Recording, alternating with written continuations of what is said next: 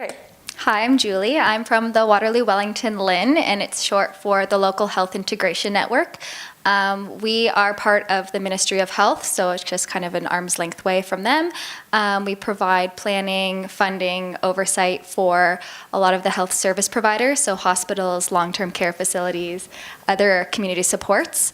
I'm a human resources business partner there, so I look after the full employee life cycle, so recruitment is part of that. So recruitment and all the way to exit interviews when employees leave and everything in between. So really excited to be here. Thank you. Hi, I'm Catherine. I'm from Homewood. We are Canada's largest mental health and addictions facility. We have a very large inpatient program, which is desperately needed in today's society with what's going on. So we are a 310-bed facility in Guelph. We're expanding out to Vancouver Island with a brand new facility of 80 beds. We also just purchased another facility in Montreal called 360 DTX. We hire absolutely everything from psychiatrists to psychologists, to social workers, to rec therapy, occupational therapy. We work in interdisciplinary teams, so you get to learn a lot from other people, and I look forward to speaking with you guys today. Good afternoon. My name is Julie Webster-Rogers, and I'm a recruitment specialist at Grand River Hospital. And so we are the largest acute care hospital in the Waterloo-Wellington LIN. So my friend Julie down the table helps fund the Grand River Hospital. We have about 3,500 staff made up of not only clinical but also corporate, and I think one thing people always forget is a hospital also has a number of corporate support services. So I'm happy to hear that we're not just looking for nurses. We recruit for all types of allied health. So pharmacy, we have a large association with the University of Waterloo here. We have pharmacy co-op students every semester. Certainly we hire for all allied health, so social workers, OTs, PTs, physiotherapists, kinesiologists, etc. In my portfolio, I also hire IT, corporate services, so finance, planning and quality, risk management, those types of positions. So when you're thinking of hospital, don't just think doctors and nurses. There's a lot of opportunity on the corporate side. So welcome hearing from everyone today and this afternoon's event. Thank you. Hi, everybody. I'm Kirsten Keel, Mellon. Most people call me KKM because they just can't. I work at Region of Waterloo Public Health and Emergency Services, which is also a mouthful. A lot of the health units in Ontario are standalone units, but we're really fortunate that our health department is embedded within a regional municipality model. So we report, our Board of Health is also the regional council, so people who are elected to serve you are the people that are our bosses. And the great thing about working at public health is I think people are starting to better understand it, but my family's like, oh, you're not a public health nurse, why are you working there? But it's a lot more than nurses. Like Julie said, we have policy work going on, we have nutritionists, we have data analysis going on, all sorts of exciting things. And we also work closely with the LINs, we work in some ways we connect with the hospitals for different functions. So the region's a wonderful place to work, and public health is an amazing place to be a part of. So my role, my title is Coordinator of Departmental Support Services, and I have a lot of things in my portfolio. One is I recruit students to come do placements at public health, but I also am the liaison between our HR department. So I do recruitment, I try to educate people about what careers we have at public health. I'm the one that posts the jobs. I try and get the best candidates and sit in on interviews and help with offers. So I do a little bit of everything, and I'm really excited to see so many public health students in the audience. Great.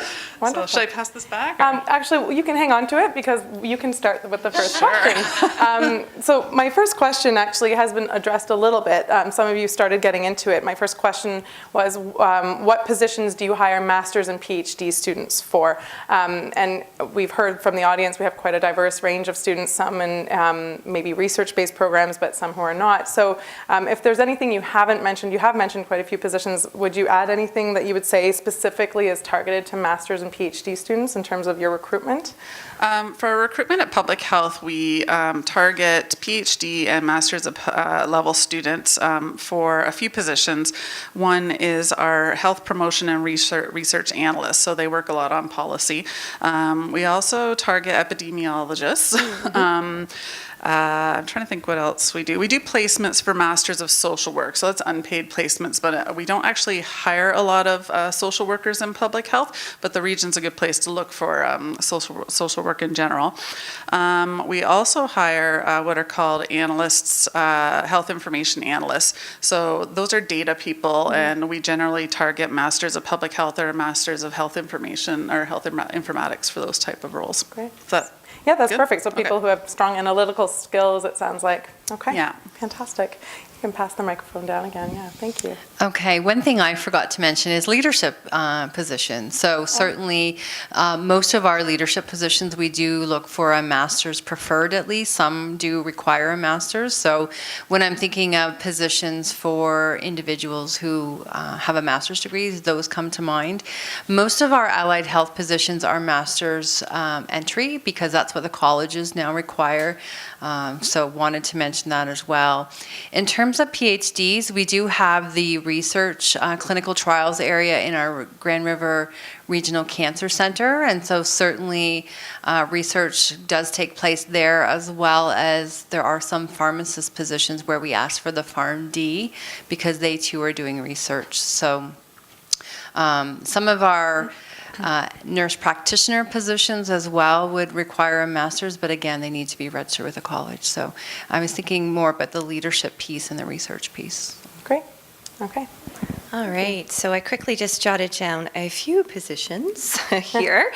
So we hire social workers, psychological associates, bioethicists, nurse educators, nurse practitioners, program managers, pharmacists, psychologists, program directors. So on the PhD side now, research scientists, I'm not sure if you know, but we have on site at Homewood, we have an entire research facility to research better ways how to treat our patients in mental health and addictions.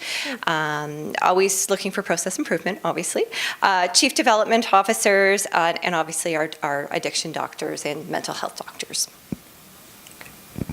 So lots of similarities between all of us. We have such a broad and diverse area that we support. So really, in any team, we look for the master's and PhD would be ideal level. We really value education at our organization, so it never hurts to have one. But some specifically, and I'm not too sure how familiar everyone is, but we went a recent merger with the CCAC, so Community Care Access Center. So we do now hire MSW, Masters of Social Work, for our care coordinator position. So really we hire quite a lot of that. And other areas in our organization that we hire at the master's level would be on the planning and performance team. So help planning where the funding goes, help planning the projects, help planning looking at other systems, healthcare systems in the area or in Canada or around the world and seeing what they do well and then trying to translate it over to our organization and our LIN as well. So every team has positions available that we look for at the master's level. Fantastic. So I think that probably is something that the audience is pretty happy to hear. It sounds like all of you are looking for people with strong skills in problem solving or analyzing data, research, and then also specific allied health professionals. So great variety. So that's pretty exciting to hear.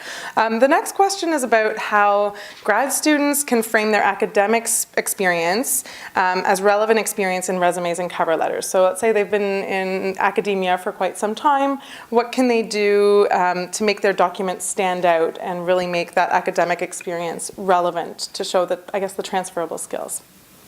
And maybe Catherine, would you like to start? Sure. Yeah? we'll switch it up. All right, I'm going to say something, but I'll never admit it to anyone else. I don't read cover letters, so please don't spend a lot of time on that. The majority of people, and I'm just speaking for myself, not the rest of the panel, is that we are too busy to read a cover letter. We can read your personality through your resume with your word choices, with the way you, give yourself detail into what you're looking at. That says a lot more about you than you telling me that you are, you have attention to detail. I already know that, okay? Just really, I don't care if it's 2 pages, I don't care if it's 5 pages, just put everything on there. You're gonna find that sometimes you might not fit the specific role that you're currently applying for, but I might have another role that I know is coming in the wings, or being in HR, we know if, we're growing in other departments, and if you've got that skill set, I'm flagging you. Okay, so put as much into your resume as possible. I want to talk a little bit more about fit into organizations. It's just not all technical. So make sure that you're using words, and I'll give you a cheater here, on their websites.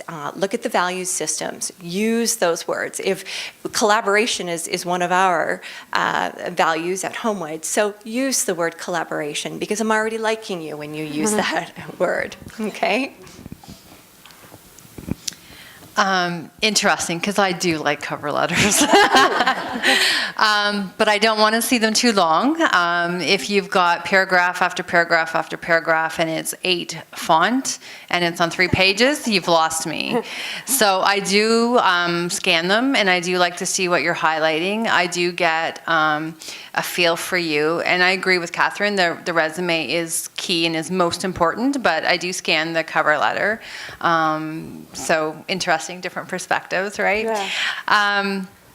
Certainly, what I would suggest is if you've been on a placement, if you've been on a project as part of your academia, your thesis, and if it directly relates to the position you're applying for, certainly make sure you include that. If you've been in a placement and you've saved the organization $20,000, you want to put that on your resume, because those skills are what the hospital's looking for. We're doing more and more with less and less funding, Mrs. Lynn.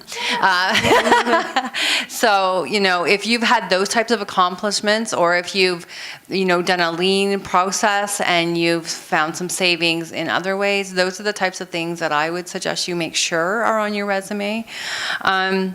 And I agree with Catherine, it's not just the technical, it is fit as well.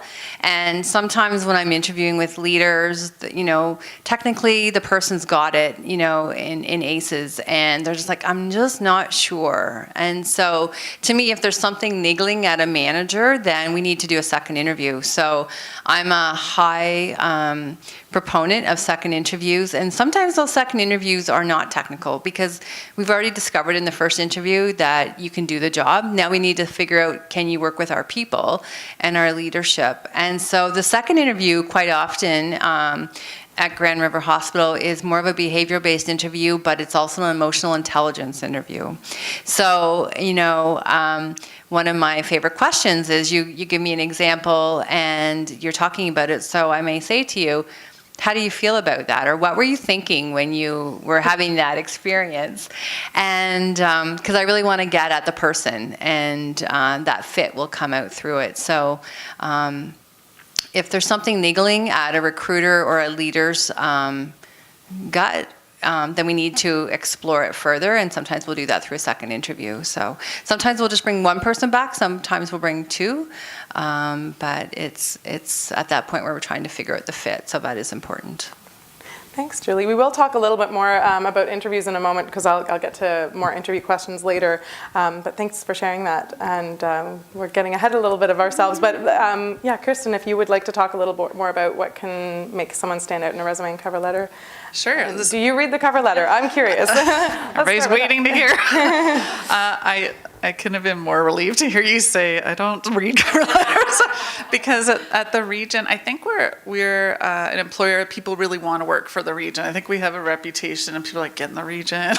And so we may have a posting and have to go through hundreds of applications, and to be frank, there's just not time to go through the cover letters when our system is so geared towards your resume. So there's nothing wrong with having a cover letter. I'd actually written down here, cover letter, it's okay. I might go back to it if something's not clear in the resume to see if there's a story to be told. But you're absolutely right. Somebody's personality does come through in a resume, but I'm not talking about how you graphically design it. Our system actually kind of has a fit if you try to upload something with a lot of graphics. So I know there's lots of templates out there and you really want to stand out, but the problem is you're going to stand out the wrong way if you use those, because it's going to garble your resume on the other end. So what I would really suggest for the region in particular is that we kind of go through two waves of looking at your resume. So the first one is you apply through our online system, and that's really looking for key words in what we've posted for. So if we need somebody with data experience, we're going to be asking in that first screen, do you have 2 years of data experience? And there are some people who go through the system, they're like, yep, have all this. They score 100 behind the scenes, and really they don't have any experience. And who I feel really bad for is the people like me who are honest and think, maybe I don't really have 2, I better say 0, I don't want to be a liar. But it's actually better to sort of have some confidence. If you're not sure, just say, yeah, I've got it, because nobody's going to arrest you. You'll just get through to the next round of screening. So we're looking for keywords. So what I would do is, I've seen so many people just use the same resume over and over for jobs, but really at the region, the way you're going to get through is if you look at the posting, if they're looking for data, make sure you've got data in your resume. If they're looking for policy work, make sure you're using those words. The values, that's really important to put in there as well. But I would say the number one tip, if you want to work at the region, is be sure that you can quantify for us in terms of months and years how long you have done that skill, whether it's at school or in the workplace. So if we're looking for data, you'll end up with a really low score if we can't determine how long you've done data work for. I'm sorry, I keep leaning on data. So the best way to do it, and I don't know if this is getting way too detailed, but instead of saying at the top of your resume, I have all these skills, and then list your jobs, it's better for us if you say, I did this job at Homewood, and it was from this month and year to this month and year, and at this place I did data, I did policy, I did project management. And that will put you way far ahead, because we do a second assessment of your resume after the first automatic one. So is that too much? Is that No, helpful? that's actually, I'll ask the audience, was that helpful? It's not too much. I think that's really useful to know. I feel like I'm giving insider secrets, but really, like, we want good candidates, and it's a shame when somebody really good just doesn't get through, because we just hire so many people, we have to rely on technology. I think what you're sharing is really important for the audience to know, that you get hundreds of applications. Yeah. And I think as a career advisor, we're often meeting with students trying to make them more competitive, and knowing that, first of all, with large organizations, your resume and cover letter will be screened by a computer system. That's really helpful to know. Yeah. And this has been mentioned. Julie hasn't had a chance to say anything yet, but we've already heard that keywords are really important. So keywords in terms of skills that you have, but also keywords in terms of values or other things that fit with the company vision and values and so on. So I think this is the type of insider info people were hoping for, I think, when they were coming to this panel, and this is definitely what we were hoping to hear. So thank you. And the only thing I would add is where you were saying that you flag people. I forget which one of you said, and you'll flag them for later. We don't have the capacity to do that. So I would just say, keep an eye on our postings, get the email alerts, and just keep applying, because we don't flag resumes. Right. No, I think that's helpful to know that sometimes recruiters hang on to a resume for future opportunities, but in other organizations they can't do that because they get too many applications. Yeah, one more thing, short, before we pass that's okay. The only other thing is we do sometimes get what we call unsolicited resumes. Yes. And unfortunately, we don't do anything with them. Okay. So, I mean, that they may be different for other employers, and some days I dream about working for some place where we could take them, but we just simply don't do anything with them. So it's not really worth applying unless you're applying in response to a posting. So for the audience, unsolicited resume is when you send a resume to an organization you'd like to be part of, but you're not actually responding to a job posting. You're just writing a resume saying, I would really like to work here. I'm hoping you have something that fits me. So some companies are open to that. Others are not able to hold on to those resumes. Okay, thanks. And I guess we'll hear from Julie now. What about the Lynn? So I feel like I have to talk about my cover letter, viewing or not. Depending on the role and depending on how many applications we get, we do. For care coordinators, which is the majority of our staff, and we're constantly hiring for that. I don't look at the cover letter, to be brutally honest, but for the more specialized roles, we do. So just depending on what you're applying for, I don't think that it's ever a bad idea to have it, but tailor it for the role. Don't have a general one that you're sending out, because we can tell. So just keep that in mind. Some other tips, I know probably many of you have been in school for a long time and maybe don't have that hands-on work experience, but you have so many transferable skills. So talk about those. Talk about problem solving, teamwork. I'm sure you all hate group projects, because I did. Talk about those challenging situations. Give examples when you can. And talk about the results you achieved in those. So if you worked with any external stakeholders, if you did a placement, the connections you made, specific projects, we like to hear about that, because it is experience, whether it's in a workplace or it's at school, you're still developing those skills. And a lot of the times we can teach how to do the job. We can't teach problem solving. We can't teach interpersonal skills. So talk about those, because they're just as important.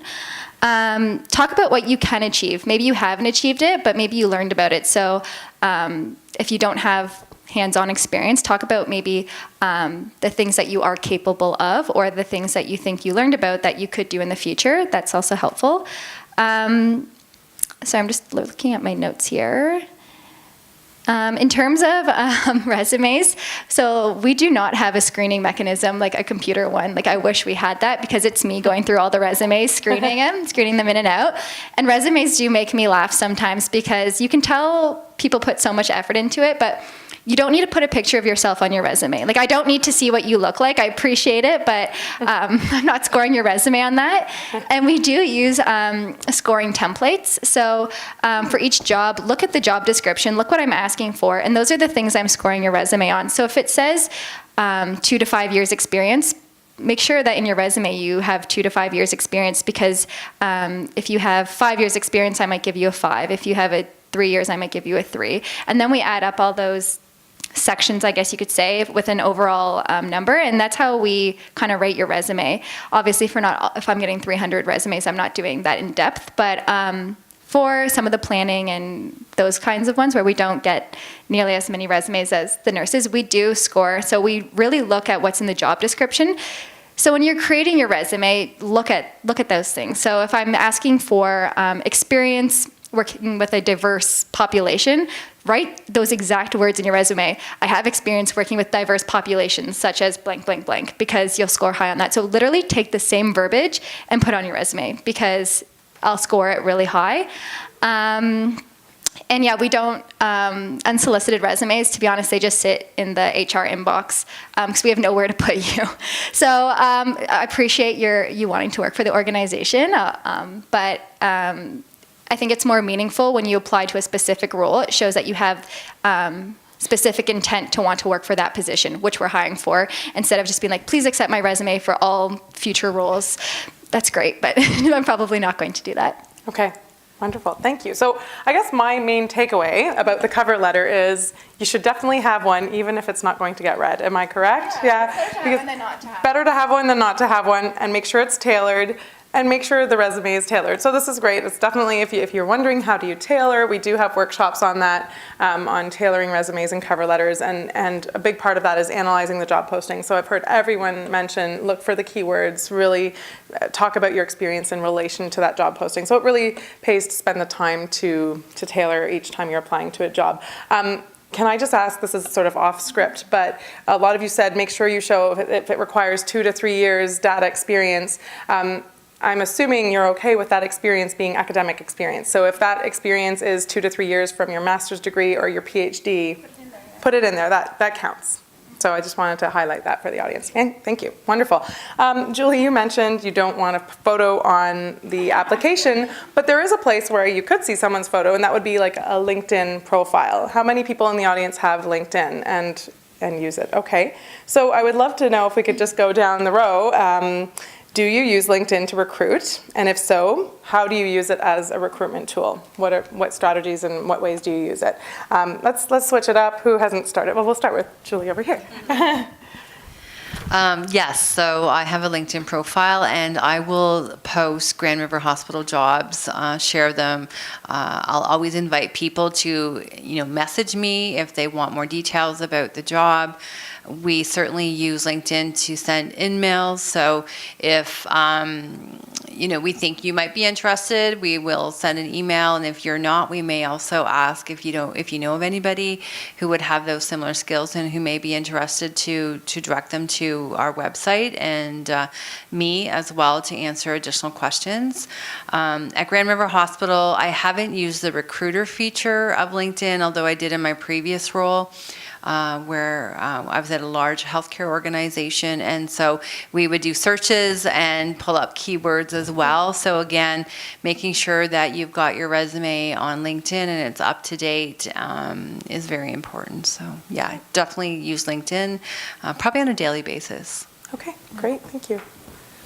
That's so funny because we're the opposite. And it's funny because I think at the region of Waterloo, we're just such a huge organization that we kind of just get used to the way that we've been doing things. Right. And I just was talking to communications about how I'd like to use LinkedIn a little bit more.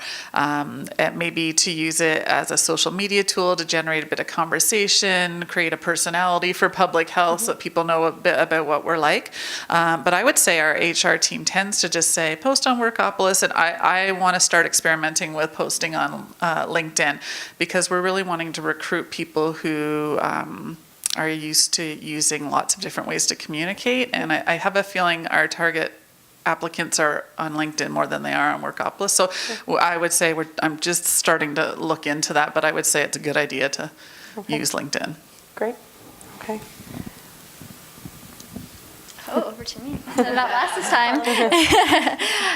So we do post a lot of our roles on LinkedIn. Not every role. Like I said, we are constantly hiring for the care coordinator role or team assistants as well. I feel like the MSW students more for care coordinator. So we don't post that role on LinkedIn, so you won't find it there. However, more of our managerial positions and such we do post. We don't use the recruitment tool. Luckily, we haven't had to yet. I'm sure it's getting more challenging to recruit professionals these days. So I think that's probably the route eventually we'll have to go to. But right now, we're lucky enough that we get enough applications as it is, just kind of posting and praying that we don't have to actively search for people. But that being said, I think it's important, if you want to work for an organization, follow that organization on LinkedIn.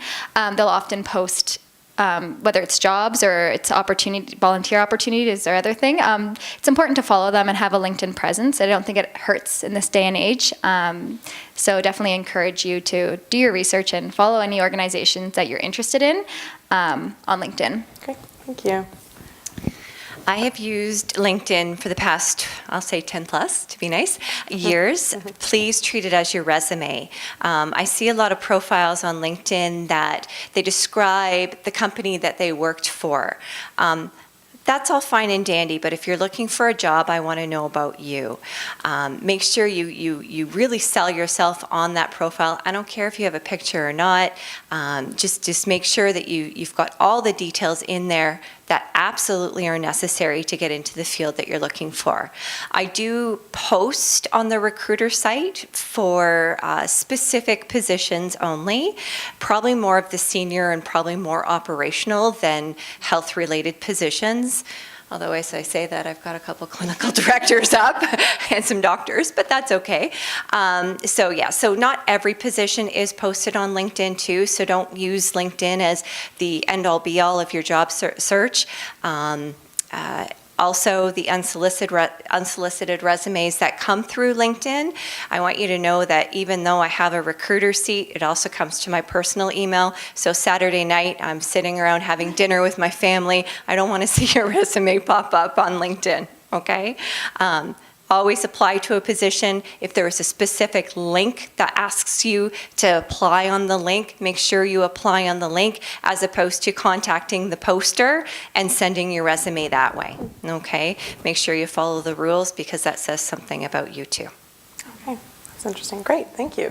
So I guess that leads pretty much into the next question, which is about beyond looking at the job posting. So a lot of you have mentioned you do not accept unsolicited job applications.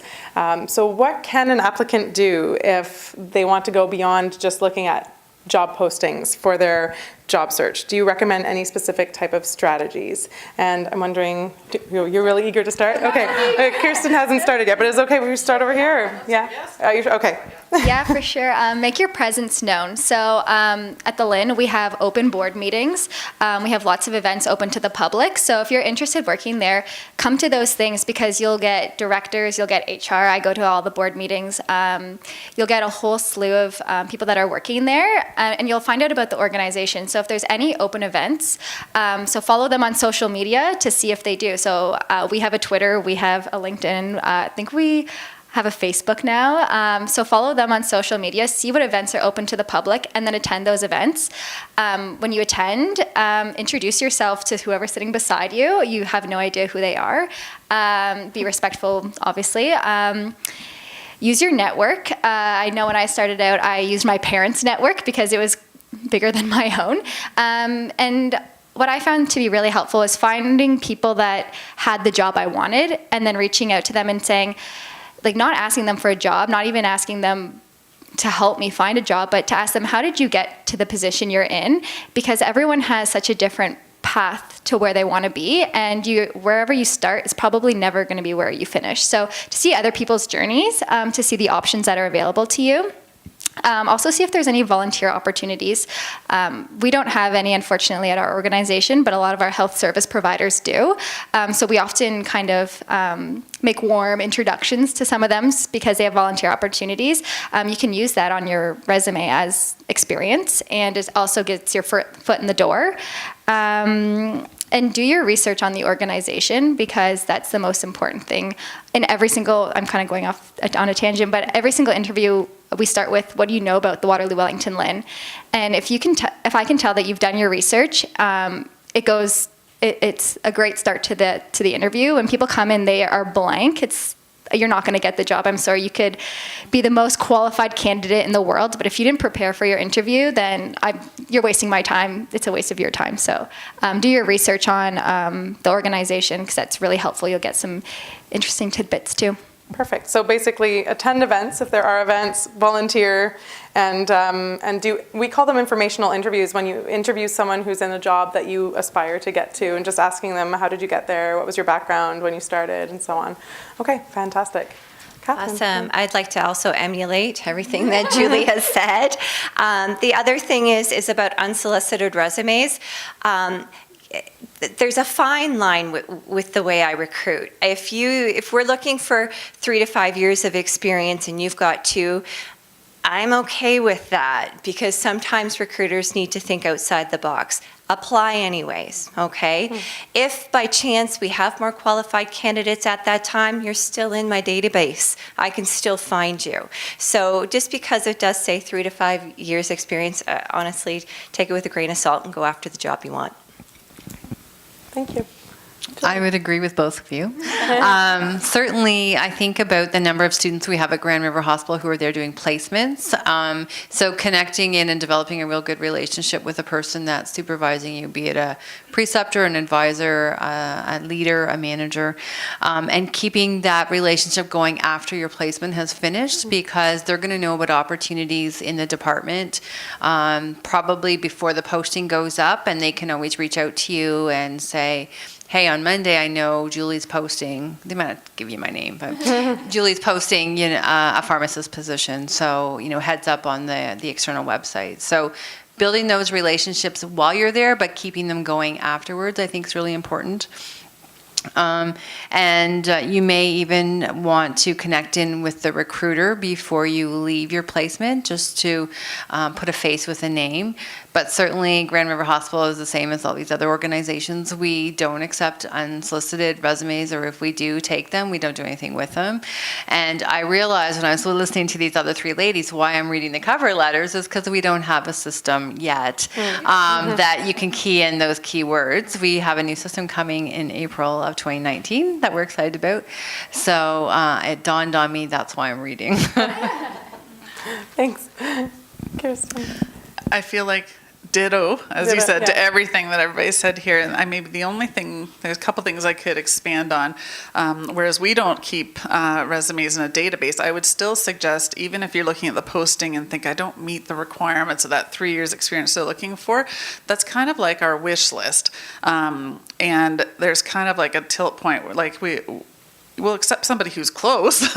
And so you never know who else is applying at the time you're applying and how badly they need to fill that position. So as regimented as we are at the region, if we need somebody quickly, we'll take somebody who almost fits the bill and has good character.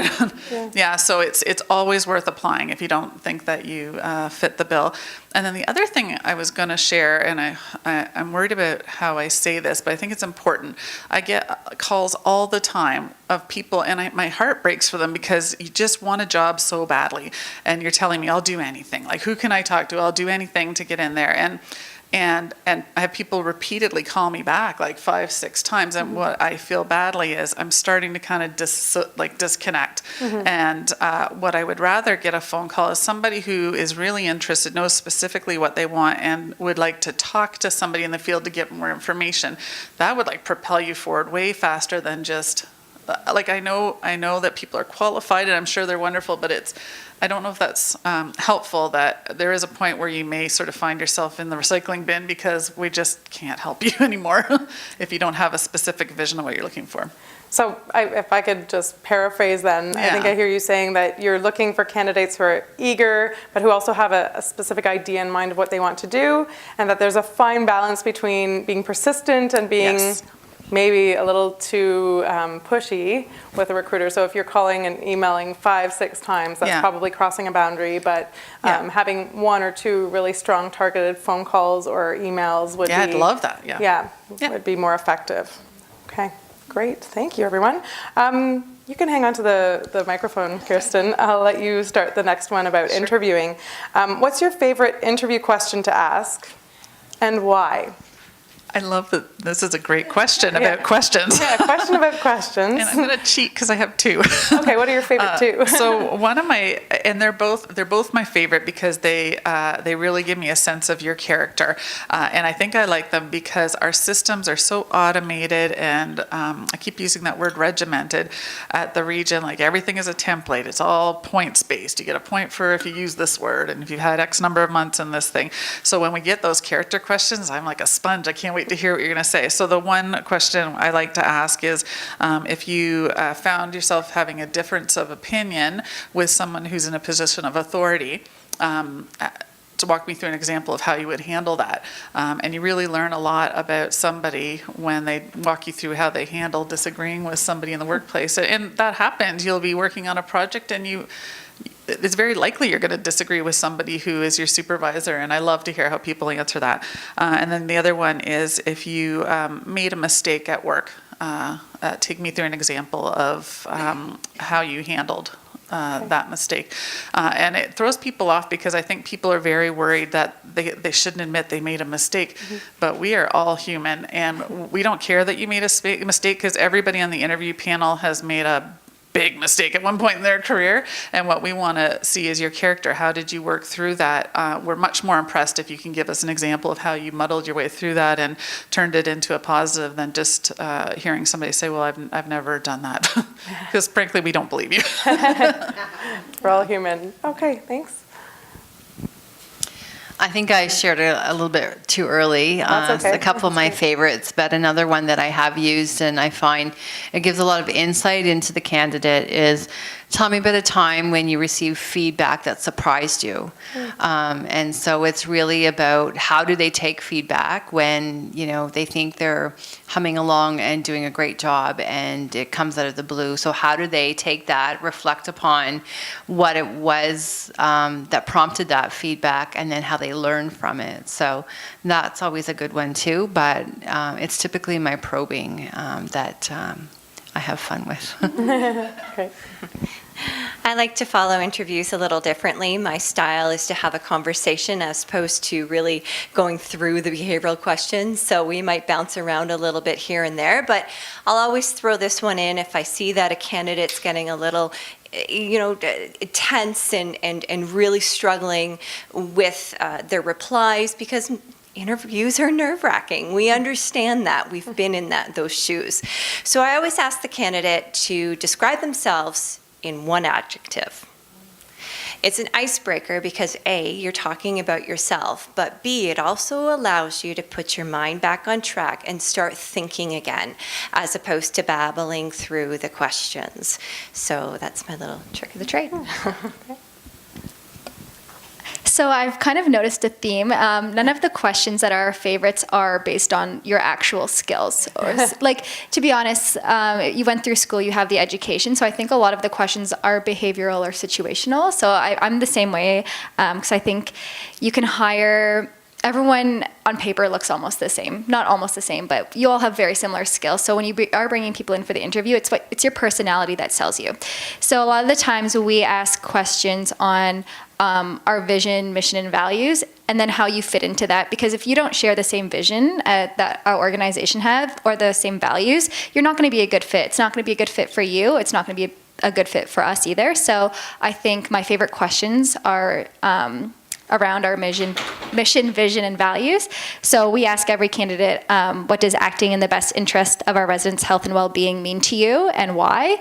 Because if for us, we serve our residents in the Waterloo-Wellington region. So if you can connect your role, whether it's IT, whether it's HR, whether it's a nurse, to that, that's important to us. Another question I like to ask is, how would your previous manager describe you in 3 words? It shows some self-reflection and also gives a good sense of character.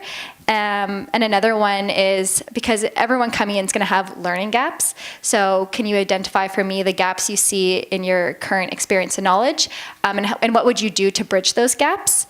Because again, it identifies some self-reflection and how you would work towards bridging that if you were the successful candidate. Really great, thank you. I think some of the themes I've heard in terms of the questions, there's an importance of really knowing yourself pretty well, because a lot of you would like to ask those questions, like getting at people's personalities and how they handle challenging situations or how they see their fit with the organization. So it sounds like self-reflection, really knowing yourself, understanding yourself and your past experience really well and how it would fit is important.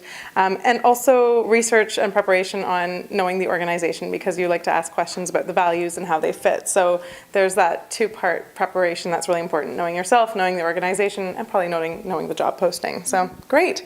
I have one last question before I'm going to open it up to Q&A from the audience. And that's just, is there anything that you haven't had a chance to say yet? Any additional advice that you would want to share with the audience? Would anyone like to start?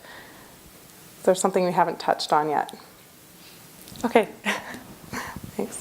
So being a semi-recent grad, I totally understand how difficult it is to get a job, and one that you really want. So I would just say be persistent.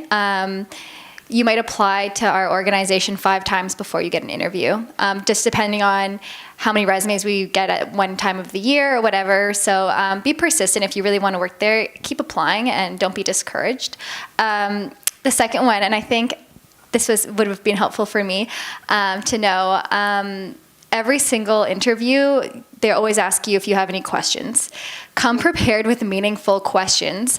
Don't just ask the generic, what do you like about your job? Because I'll tell you how amazing it is, obviously, but come with really meaningful questions about the role and about the organization. And also it demonstrates if you can ask meaningful questions, to take a look at the website, pick one project or thing we're working towards, and ask specific questions about that, because it shows that you did your research, and it's also a good conversational piece. So I wish I would have known that, because I did what's the culture at your organization like? And it's a good question, don't get me wrong, it's important, but at the same time, make sure it's targeted and meaningful. Great, perfect, thank you. Would anyone else like to add any advice that they haven't had a chance to share? As recruiters, we probably don't have time to do this ourselves. However, I do know hiring managers, past, present, most likely future, will be doing this. Keep your social media private. We don't want to see your partying pictures. I personally don't have time for that, but like I said, hiring managers can definitely access that information. There are privacy settings for a reason. If you're in the job market, make sure you use them. Yeah, maybe do a Google search on yourself and see what social media pops up. Yeah, that's great advice. One thing I wanted to mention is at Grand River Hospital, we will ask for a police records check of the vulnerable sector screening, so as part of the offer of employment. So again, if you're out on Friday night and you're into some hijinks and you get charged, that's going to show up on your record. So we do ask for a satisfactory police records check. So kind of goes along with the social media, but just wanted to give you a heads up. And I think that's not uncommon for a lot of organizations that are working with patients or residents, that type of thing. Makes sense. Okay. I would just agree with everything that everybody's saying here for sure. The only thing I would add is sort of specific to the region, but we really do rely a lot on situational and behavioral questions, and it's so important to think ahead about your interview and think about examples that you can apply to questions we're asking you, because literally, if we ask you for an example and you don't have one and you just give a hypothetical, you get half marks. And I feel like that's kind of telling an insider secret, but it's really important for us that you can walk us through an example, that we can really see how you responded to something. So at the region, I would say that's important. And also, if you're thinking about the region, getting a foot in the door is a pretty good strategy. And I know lots of people say that, and it's hard because you want to get a job in your field as soon as you get out the gate. But at the region, you'd be amazed at how quickly, once people are in and start to get to understand how it operates and who the people are, it is a lot easier to kind of get that job that you're dreaming about. Okay. Yeah. Okay. Great. Thank you so much for everyone's advice. That's wonderful. I think I'll open it up to the floor now, and you can put up your hand and say your question. I'll repeat it so that the microphone picks up the question. If you don't want to put up your hand and write or say a question out loud, you can write it out, and Erica will pick up the piece of paper. So let me know that you have a question. Does anyone have a question for? It could be for all panelists, or it could be for one specific panelist if you're hoping to hear something specific to one organization. Yes, over there. Hi, my name's Nick. I'd like to start off by thanking you all for being here.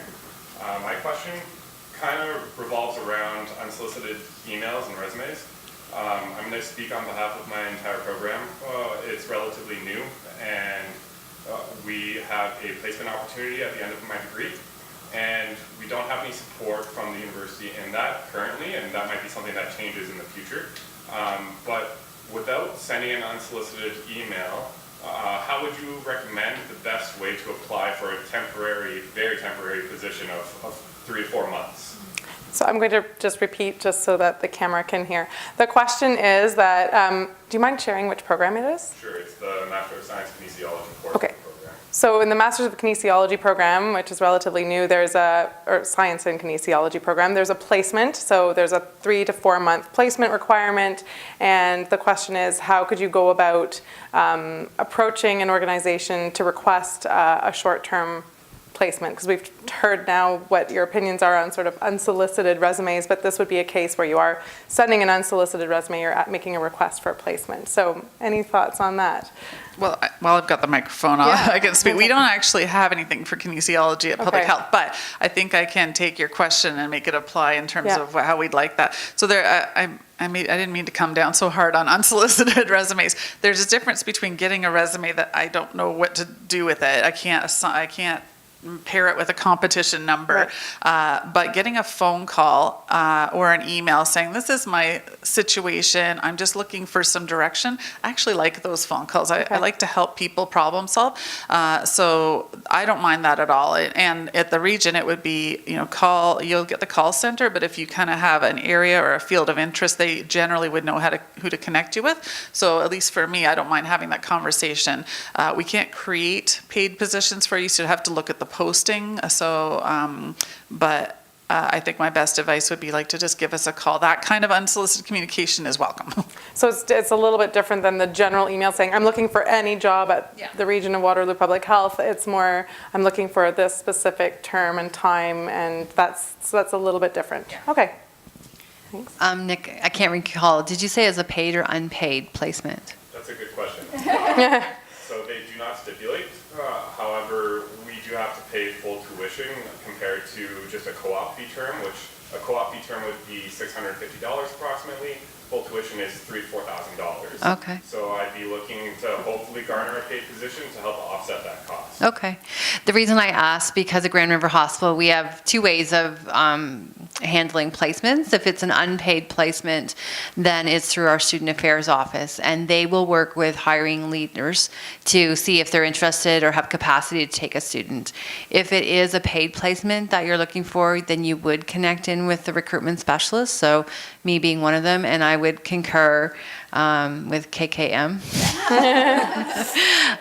is that a phone call or an email doesn't hurt, because then we can reach out to the leaders to see if they have any extra funding. Sometimes they do as a pilot project or something, and other times they don't, but you can always come through the recruitment specialist in that respect. So. At Homewood, we have a generic careers email inbox. You're more than welcome to send that information there. We are currently in the middle of transforming our entire program. We've just developed a new clinical education department who will be taking this on. At this point right now, it is program manager dependent. So whether they have the need or not, it's a lot of work on our end to figure that out. Other than that, just send an email. If something flags for us, we'll definitely get back to you. So at the Lynn, we love co-op students and we love placements. We actually have a lot of them at any given time. And depending on the program and the placement, it varies how we get the students in. For example, we have 4 individuals starting next week as team assistants, but we have a really good relationship with the program at Conestoga to get those people in. We have 2 master's students currently with our planning and performance team. We're looking at hiring an IT tech student, and we're also looking at hiring one for our innovation kind of area. So that being said, an email doesn't hurt, but give us specifics, what the program is, what the requirements are, because if there are certain requirements I know you need to meet for your program for it to even be considered. So include all that information, and we do also have a general inbox, and one of the other HR business partners kind of has that in her portfolio, and she looks at pairing students with certain areas within the organization, and if we have a vacancy or we know that there's a manager or a team looking to hire a placement student or a co-op term, she organizes that. So it's different than unsolicited because it's direct and it's purposeful, and if you provide the details, the worst thing that we can say is, sorry, unfortunately this time we don't have anything open. But it's different than just a generic email being like, can you please consider me for any role that you may have? So. Perfect, thank you. I'm going to add something to that as well in terms of the support you can get at the Center for Career Action. If you are in a program that requires an internship or a placement of some sort, and you just want to sit down with someone and chat about where to begin, you can meet with Erica or with me or with our colleague Jay. Through our work search appointments, we can sit down with you and talk about what is your goal, what is it that you're hoping to get out of your placement. That might help you identify the types of organizations you'd want to work with and target. We've even sat down with people and helped craft the email that they're going to send so that it's professional and it's clear and it's targeted about here's who I am and here's some of the transferable skills or the key things that I offer you as an employer, and what I'm looking for is a 3 to 4 month placement with this, this, and this. So we can definitely sit down during a work search appointment and go through that strategy and help you reach out in terms of a strategy, how to reach out to recruiters, what to say, and take it from there. So we also help people with just networking in general through those work search appointments. Okay, so any other questions from the audience that here? Yes. So if we're working in a specialized area, we know what we want to do. So for example, in my case, it's working with environmental health assessment instruments. Is it a good idea to try and reach out and connect with people before we graduate? And if it is, how would we do that? Okay, so the question was, if you're working in a really specialized area of research, is it a good idea to reach out to people before you graduate or waiting until you've graduated? Is that sort of the question? Do it before or wait until? Is it a waste of your time for us to try and talk to you before, like a year or two before we're graduating? Okay, and the question is more specifically, is it okay to reach out to a recruiter to discuss options a year or two before graduation? So would anyone like to start with that? Okay. I've been recruiting for 10 plus years, as we all know. I will accept anybody on LinkedIn. So connect with me on LinkedIn if you are interested, obviously, in the mental health field, of which I am. It doesn't hurt to always refer to that. We're connected on LinkedIn. Can you? And then obviously I'd be like, oh, okay, no problem. Then it gives me an opportunity to research you, to be able to know what kind of time I need to give you for a conversation. A 5-minute conversation is no big deal, but if you're looking to come in and have like a half-day tour and, look at all the departments, et cetera, that's a little bit different because we're all really super busy. We get our money from the LIN and it needs to be used properly, right? So yeah, absolutely. Connect with us on LinkedIn. 2 years out might be a little different. I have found that, you're still a student and you're interested in certain things, but then, 2 years down the road, you might be interested in something else and be going a different way. So just make those connections, like stuff that we post, help us out, get those words out of what we're looking to hire. And obviously when I keep seeing so-and-so liked your post, so-and-so liked your post, your name is going to be in my head because as recruiters, we remember names and resumes. So. Okay, so great tip. So definitely follow an organization on LinkedIn and like their posts, like their articles. Okay, great. So on that too, I just know at our organization, we do have teams that are very specialized or people who have very specialized roles within those teams. So it doesn't hurt to reach out. And if I can make a connection, I will. If I can make a warm introduction, I will. I never think it hurts to ask. So if you're studying mental health or if you have a specific specialty, if I know someone in my network that would have that or within my organization, I have no problem saying, do you have time for a 5-minute phone call with so-and-so? And that kind of gives you kind of an ally or someone else in your network that you can kind of tap into for advice as well. Great, perfect. Anyone have anything to add that hasn't been covered? Sure. I'm just thinking, a lot can happen in a couple of years. So 2 years out is probably too early. Things change at the hospital. My thoughts are 3 to 6 months, as you're, celebrating Christmas and, you're going to be graduating come the spring, if that's your timeline. That's a great time to begin in the new year to reach out and maybe do informational interviews. I'm always open to that. If I have the opportunity, if I can't answer your questions, I'll put you in touch with somebody who can. So I think, and in that respect, you're not wasting your time or our time, and it's more productive. So. I would agree. Probably 3 to 6 months out is a good time frame for us as well. Waiting till you graduate can be heartbreaking. I can think of 5 off the top of my head, people who got in touch. They were looking and we'd literally just closed a posting that was perfect for them. And there's nothing that I could have done about it. So getting an informational interview, it's actually not me that makes the hiring decisions. It's the managers in the program. So getting an informational interview under your belt with one of them, doesn't guarantee anything, but it might make them think, oh, well, I'm posting soon. I might give them a call and encourage them to apply. So. Great. Perfect. I'm going to, on that note, on informational interviews, I'm just going to mention that we do have information on careerhub.uwaterloo.ca. If you've never logged into the Career Hub, there's some great resources there for work search in general, resumes, cover letters tips, interview tips, and we do talk a little bit about informational interviews and how to set one up and what kinds of questions you can ask. So if you're curious about that, check out careerhub.uwaterloo.ca. Perfect. Other questions from the audience? Yes, over here. So this would be mainly for the hospitals. I really like to hear that you guys have the research components. As a healthcare professional, is it possible to negotiate research time into your job offer? Like, how would that be received in the job selection process? Is that something that happens? Okay, so I'll repeat the question, and it's mostly geared to Julie, who represents the hospital.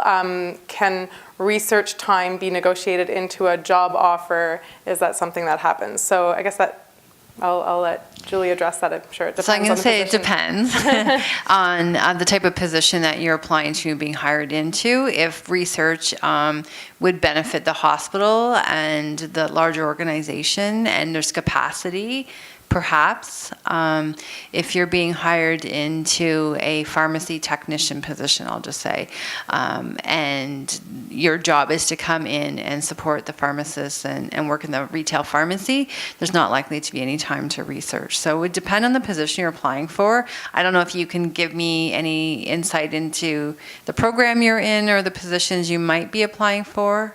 I'm a PhD pharmacy, so Oh, pharmacokinetics of the cancer drugs.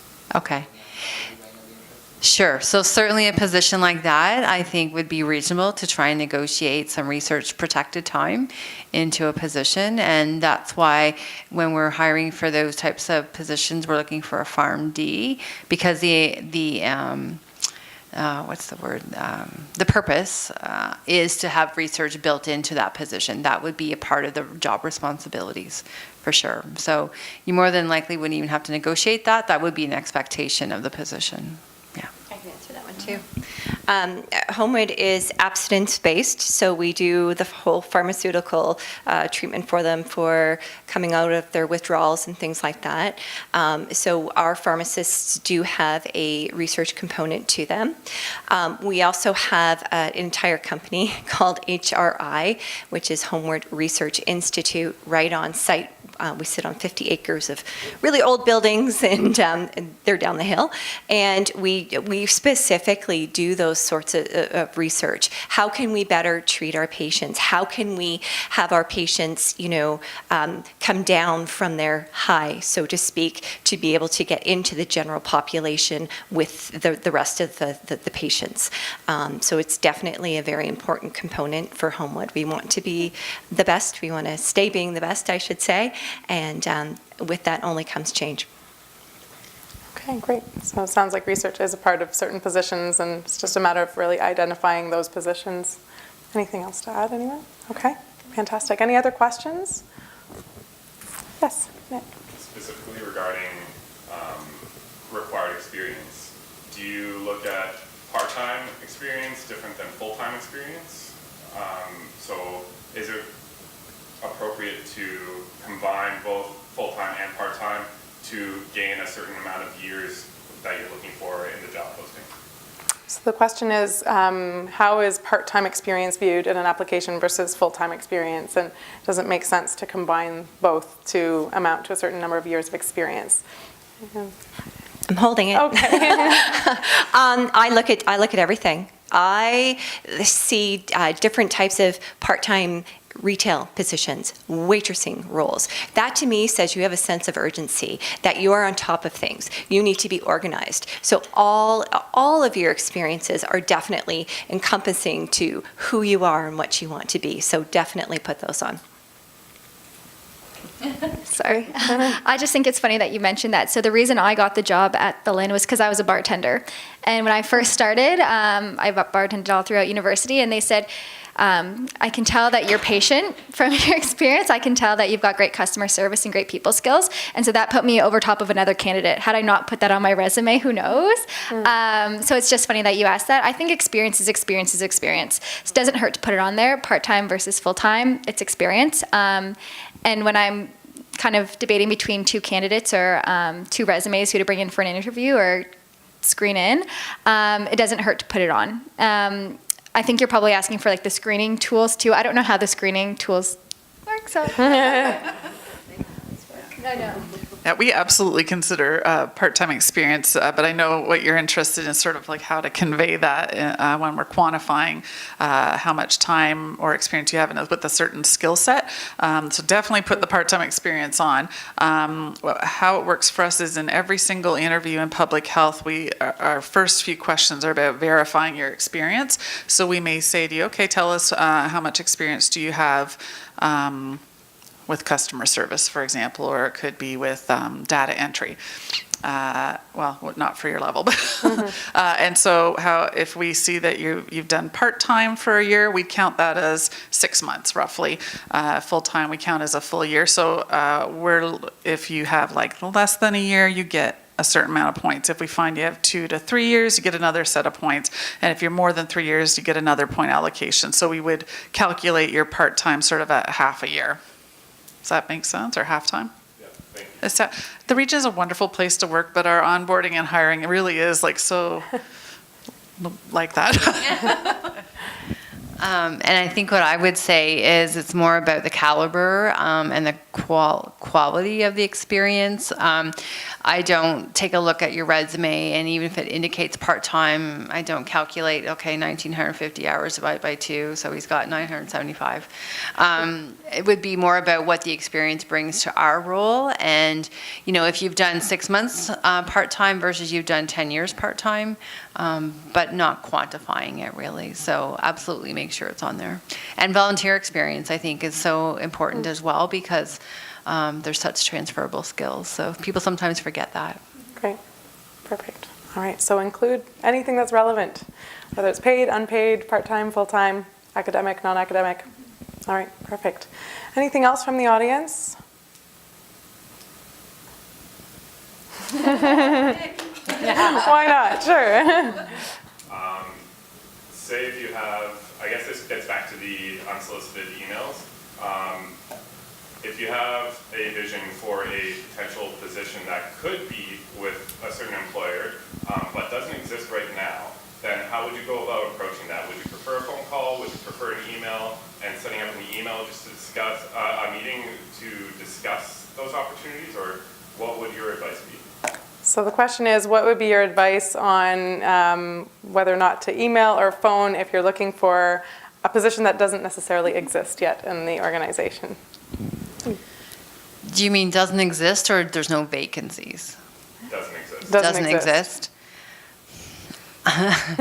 Well, I'll say with healthcare funding in the hospital, budgeted positions have a number of approvals.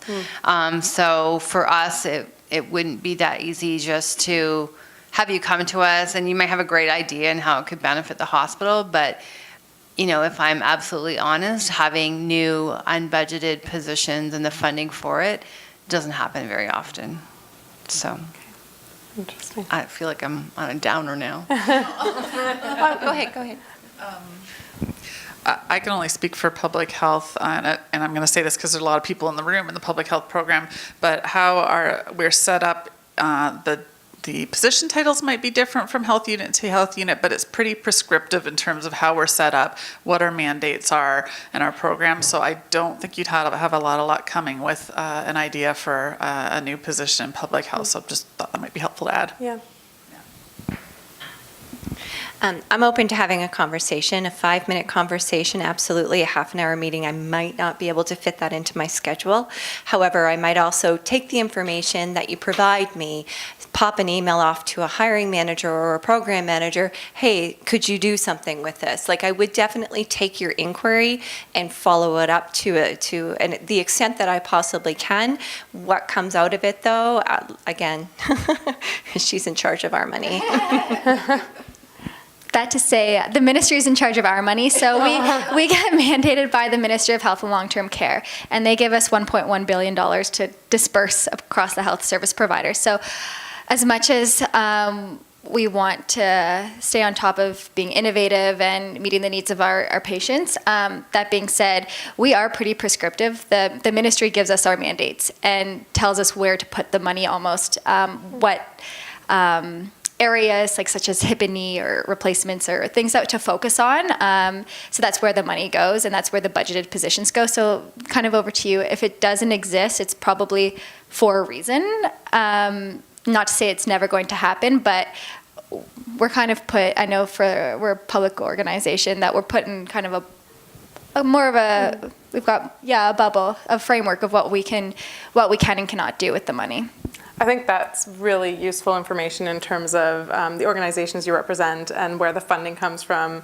If it's coming from the Ministry of Health, there are certain set rules and regulations. So that's very helpful to consider. If you have a neat idea, there might be startups or other organizations, private organizations that might be open to those sorts of opportunities and might have the funding or might be able to have more wiggle room with their funding, whereas it sounds like in certain situations, budgets are tight. I heard that throughout, especially when you're talking about resumes, talk about how you've saved someone money before. That's really important in this industry. So keeping that in mind, I think that might be, hopefully that's useful information for you. Any other questions? Remember, you can also write down a question and share it with Erica. Yes? I'm just wondering that, is there anything about time that affects how you look at resumes? So let's say you open a job posting and you start looking at resumes right away, or do you have an equal chance of submitting it at, the closing time, and you'll be given just as much attention as if you had submitted it the day it was open? Great, so I will paraphrase that question. The question is there a good time, when's the best time to apply for a job? Is it right when it gets posted, or is it okay to wait until the deadline? Do you have equal opportunity based on the timing of when you apply? So yeah, if I post a role for 7 days, anyone who applies within those 7 days, even if it's at 4:30 of the closing date, I'll give them an equal opportunity. Because why else would we have posting days? Kind of. I get what your question is. Maybe I have an addition to your question, if that's okay. Like, do you look immediately as resumes come in, or do you wait until that 4:30 deadline and start looking after the deadline? Depends on the role. Depends how many resumes I get. And depends on like my capacity. So sometimes I'll look at them as like they come in, but there's an HR assistant and another HR business partners, and we kind of drag and drop into the job folder. I guess that's how we do it at our organization. So I might not see every resume that comes in, but if I'm in charge for that competition, I'll look through all the resumes in that folder, so long as they're in by that deadline. Okay, thanks. I'm a little more anal. I give everyone 7 days. If you haven't applied to a job in 7 days, it tells me you're not interested, number one. At the 7-day mark, I will look at all the resumes, choose the ones I want to screen them, send them off to the hiring manager. It's going to take me 2-3 days. If by chance I need additional applicants, I'll go back through, but if you haven't applied, like I said, within the first 7 days, it tells me you're not interested in the job, or perhaps maybe even the organization. So set up your alert for the places you want to work. Indeed is fantastic for that. You can get every single job from that company coming to your mailbox within, I think it's the next day you get your email. Apply to it right away. There's a lot of applicants looking for work, and a lot of fresh grads that want that experience, that are eager to get in there.